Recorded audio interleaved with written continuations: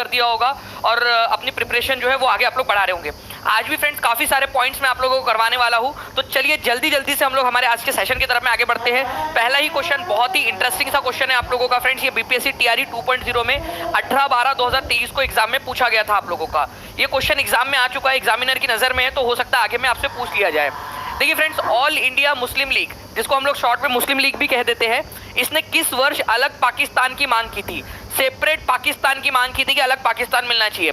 तो यहाँ पर में देखिए फ्रेंड्स अलग अलग आपको ऑप्शंस मिल रहे हैं यहाँ पर में, ठीक है। मैं इसके बारे में आप लोगों को बता देता हूँ। देखिए फ्रेंड्स, हुआ क्या था कि 22 तारीख से लेकर 22 से 24 मार्च, ठीक है, 1940 को लाहौर में एक अधिवेशन हुआ था। लाहौर में इंडियन मुस्लिम लीग जो है, ऑल इंडिया मुस्लिम लीग, इसका एक अधिवेशन हुआ था जिसके अध्यक्ष थे मोहम्मद अली जिन्ना, ठीक है, मोहम्मद अली जिन्ना। उनकी अध्यक्षता में एक रेजोल्यूशन पास हुआ था जिसको लाहौर रेजोल्यूशन बोलते हैं। क्या बोलते हैं? लाहौर रेजोल्यूशन, ठीक है। तो यहाँ पर में जो लाहौर रेजोल्यूशन है फ्रेंड्स आप लोगों का, ये पास किया गया यहाँ पर में, ठीक है। किसके अध्यक्षता के अंदर में? जो मोहम्मद अली जिन्ना थे उनकी अध्यक्षता के अंदर में पास किया गया। इस लाहौर अधिवेशन के अंदर में क्या बात की गई थी? लाहौर अधिवेशन में या लाहौर रेजोल्यूशन के अंदर में बात की गई थी कि एक अलग देश बनाया जाना चाहिए जो कि इंडिया से जो है जहाँ पर में मुस्लिम बहुल इलाके हैं वहाँ पर में हो। तो ये मांग कब की गई थी आपकी? 22 से लेकर 24 मार्च के बीच में 1940 में जो अधिवेशन हुआ था। तो 23 तारीख को ये रिजोल्यूशन जो है फ्रेंड्स पास किया गया था। ये याद रखना है आप सभी लोगों ने। कौन सी तारीख को पास किया गया था? 23 तारीख को। तो इसके बारे में मैं थोड़ा सा आप लोगों को बता देता हूँ यहाँ पर में। कौन सा था यहाँ पर में? साल कौन सा था? पाकिस्तान की मांग की गई थी लाहौर रेजोल्यूशन के अंदर में 1940 में, ठीक है। 1940 में 23 मार्च था वो। यहाँ लिख देता हूँ मैं आप लोगों को 23, ये बहुत ही इंपॉर्टेंट, 23 मार्च, ठीक है, 1940। इसी वजह से पाकिस्तान डे मनाया जाता है। आप लोगों को पता है फ्रेंड्स, पाकिस्तान डे मनाते हैं लोग 23 मार्च को, ठीक है, क्योंकि इसी दिन लाहौर रेजोल्यूशन पास हुआ था। तो ये भी पूछा जा सकता है कि पाकिस्तान डे 23 मार्च को क्यों मनाया जाता है? क्योंकि इसी दिन क्या हुआ था फ्रेंड्स, आपका लाहौर रेजोल्यूशन पास हुआ था। तो लाहौर, ठीक है, लाहौर रेजोल्यूशन इसी दिन पास हुआ था, ठीक है। और एक चीज़ बात आपको दो चीज़ें बताना चाहूँगा, थोड़े सा हाई लेवल है, लेकिन अगर आप लोगों ने याद रख लिया फ्रेंड्स तो आप लोगों को काम आएगा, ठीक है। तो ये दो चीज़ें आप लोग याद रखोगे, ठीक है। जफरुल्लाह खान और AK फजलुल हक, ठीक है। तो जफरुल्लाह खान, जिसको M जफरुल्लाह खान भी आप लोग कहते हो, मोहम्मद जफरुल्लाह खान नाम था उनका पूरा, जफरुल्लाह, ठीक है, जफरुल्लाह खान, इन्होंने इसको लिखा था, ठीक है, प्रिपेयर किया था, प्रिपेयर्ड एंड रिटर्न बाय, ठीक है। किसके द्वारा लिखा गया था इसको? पाकिस्तान रिजोल्यूशन को किसने लिखा था? M जफरुल्लाह खान ने। हाई लेवल क्वेश्चन आप लोगों का, M जफरुल्लाह खान ने ये लिखा था लाहौर रिजोल्यूशन कि हम पाकिस्तान की अलग जो है वो डिमांड कर रहे हैं उसको लेकर। और उसके अलावा फ्रेंड्स इसको प्रस्तुत किसने किया था? प्रेजेंट किसने किया था? प्रेजेंटेड बाय, ठीक है, या किसने उसको प्रस्ताव को रखा था, ठीक है। तो फजलुल हक ने रखा था, ये याद रखना है आप लोगों ने, ठीक है। AK फजलुल हक नाम था उनका पूरा, फजलुल हक, ठीक है। उस समय में एक और चीज़ आपको बता दूं, अगर एक्स्ट्रा इन्फॉर्मेशन आपको चाहिए तो ये फजलुल हक बंगाल के प्रधानमंत्री के रूप में, प्रीमियर के रूप में भी काम कर चुके थे ये एक समय में, ठीक है, क्योंकि उस समय में प्रीमियर होता था ना 1937 के चुनाव के बाद में। तो किसने लिखा, किसने था ये? तो रिटन बाय जफरुल्लाह, ठीक है, M जफरुल्लाह खान, और प्रेजेंटेड बाय AK फजलुल हक। ये लाहौर रेजोल्यूशन जिसमें पाकिस्तान की डिमांड की गई थी, 23 मार्च 1940 को पास हुआ था ये रेजोल्यूशन लाहौर में मोहम्मद अली जिन्ना की अध्यक्षता में। तो वही क्वेश्चन आप लोगों से देखिए टीआरई 2 के अंदर में पूछा गया 18/12/2023 के अंदर में कि कब पाकिस्तान की मांग की गई थी? तो 23 मार्च 1940 को, ठीक है। अब याद रहेगा, अब मैं कभी भी पूछ लूँ आप लोगों से, तैयार है सभी के सभी लोग? ठीक है, यहाँ पर भी देखिए फ्रेंड इतने स्पीड से बच्चे जुड़ते जा रहे हैं, मुझे उम्मीद है कि आप लोग इसको कमेंट में लिख रहे होंगे ताकि आपको याद होती जाए चीज़ें, क्योंकि आप लोगों की प्रैक्टिस होंगी, आप लोग जब लिखोगे आपके सारे सेंसेस काम करेंगे तो आप लोगों के लिए अच्छा है ये चीज़, ठीक है। और ये आप लोगों को फ्रेंड्स कोर्स के अंदर में जो ई बुक है मैंने उसी में से लिया, आप लोगों को आप देख सकते हो, पूरी के पूरे आपको क्वेश्चंस प्रोवाइड कर दिए गए हैं, ठीक है। ये दानिश एक जो वाटरमार्क लगा हुआ है उसी में से आप देख भी सकते हो इसको। नाउ फ्रेंड नेक्स्ट क्वेश्चन आप लोगों के लिए, in which year did the Muzaffarpur bomb case happen? ये क्वेश्चन आपका टीआरई 2 में आया था और इससे रिलेटेड एक क्वेश्चन टीआरई 3 में भी पूछा आप लोगों का, जो लीक पेपर था उसके अंदर में भी। अब मैं इसके बारे में भी आप लोगों को थोड़ा सा बता देता हूँ, ठीक है। सबसे पहली बात तो मुजफ्फरपुर बॉम्ब कांड, ठीक है, बहुत ही एक फेमस है फ्रेंड्स। आप लोगों को पता है कि किंग्सफोर्ड करके एक मैजिस्ट्रेट थे, उनके ऊपर में बम फेंका गया था। किसके ऊपर में बम फेंका गया था? ठीक है, किंग्सफोर्ड के ऊपर में, किंग्सफोर्ड के ऊपर में बम फेंका गया था, लेकिन ये बच गया। ये एक मैजिस्ट्रेट था। क्या था ये? मैजिस्ट्रेट था जो भारतीयों के खिलाफ हमेशा फैसले देता था। तो इसके ऊपर में बम फेंकने की कोशिश की थी। किसने की थी? खुदीराम बोस और प्रफुल्ल चाकी ने। ठीक है, ये भी एक बहुत ही इंपॉर्टेंट है फ्रेंड्स, खुदीराम बोस और प्रफुल्ल चाकी। ठीक है, मैं लिख देता हूँ यहाँ पर मैं प्रफुल्ल, अलग कलर से लिख देते हैं, ठीक है, प्रफुल्ल चाकी, ठीक है, और खुदीराम बोस। लिखो आप सभी लोग, खुदीराम बोस। अब देखिए फ्रेंड्स, एक चीज आपको बताना चाहूंगा कि प्रफुल्ल चाकी जो थे, इन्होंने क्या कर लिया था? सुसाइड कर लिया था। ये बोल रहे थे कि मैं पकड़ा नहीं जाऊंगा, तो क्या किया इन्होंने सुसाइड कर लिया था। ये याद रखना आप सभी लोगों ने, ये पकड़ा नहीं गया, सुसाइड कर लिया था। और इनको जो है फ्रेंड्स पकड़ के क्या किया? फांसी दे दी गई थी। किसको? खुदीराम बोस को जो है फांसी दे दी गई थी।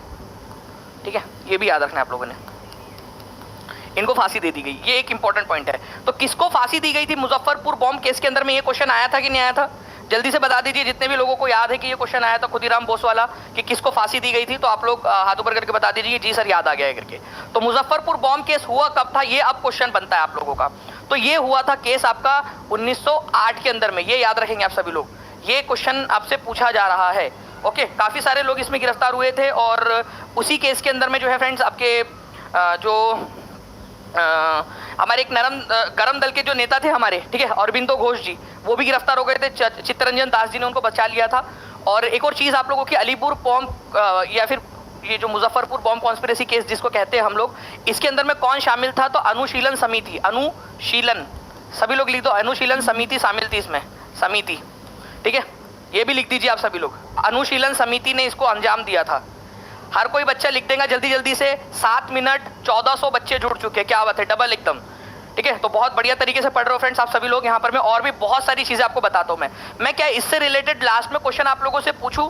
कितने लोग तैयार है मुझे बता देंगे अगर आप चाहते हो कि सर इससे रिलेटेड जो एक्स्ट्रा इन्फॉर्मेशन दिया उससे रिलेटेड क्वेश्चन आज लास्ट में, और जो टेस्ट आपकी होने वाली है, ठीक है, जो आप लोग पढ़ रहे होंगे, ठीक है, उसमें भी आप लोगों से मैं इससे रिलेटेड क्वेश्चन पूछूंगा। तो खुदीराम बोस और प्रफुल्ल चाकी ने आत्महत्या कर ली थी उसके अंदर में, पकड़े जाने से पहले ही बोले कि मैं पकड़ा नहीं जाऊंगा करके। ठीक है, चलिए नाउ फ्रेंड नेक्स्ट क्वेश्चन की तरफ मैं आगे बढ़ते हैं। आप लोगों के निम्नलिखित में से कौन सा एक उष्णकटिबंधीय मरुस्थल है? उष्णकटिबंधीय, ट्रॉपिकल का मतलब देखो, मैं हमेशा बताता हूं आपको ट्रॉपिकल का मतलब होता क्या है, ध्यान से समझना आप लोग।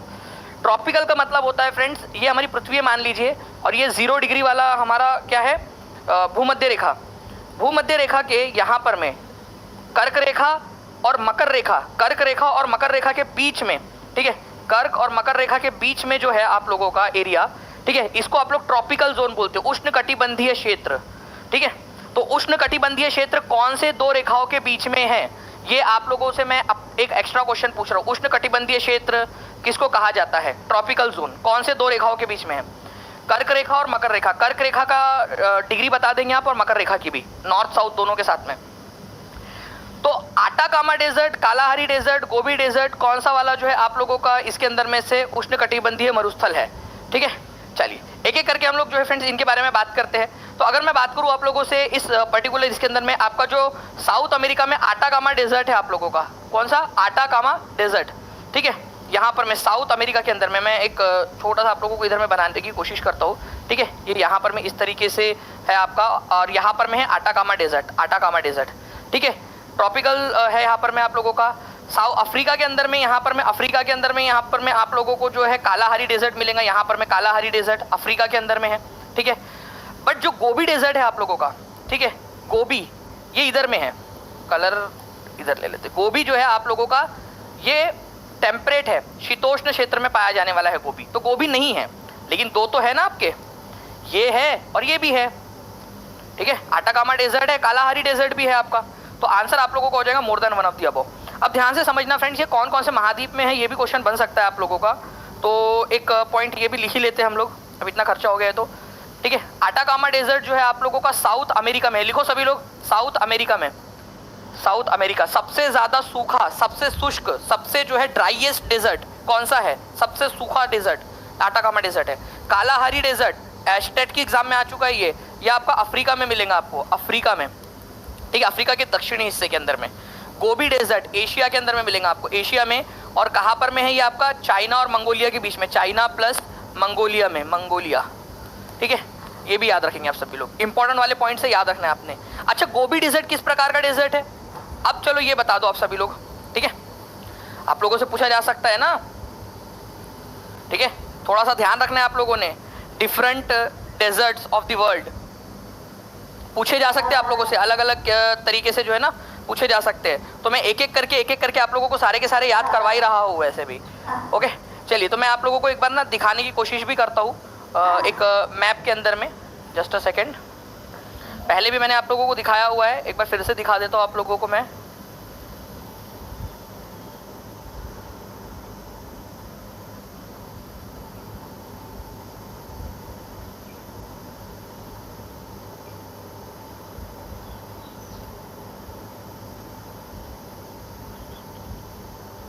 एक मैप आप लोगों के लिए लगा रहा हूँ ताकि आप लोग इसको देख सके कि किस तरीके से कहाँ पर में है ये, ठीक है।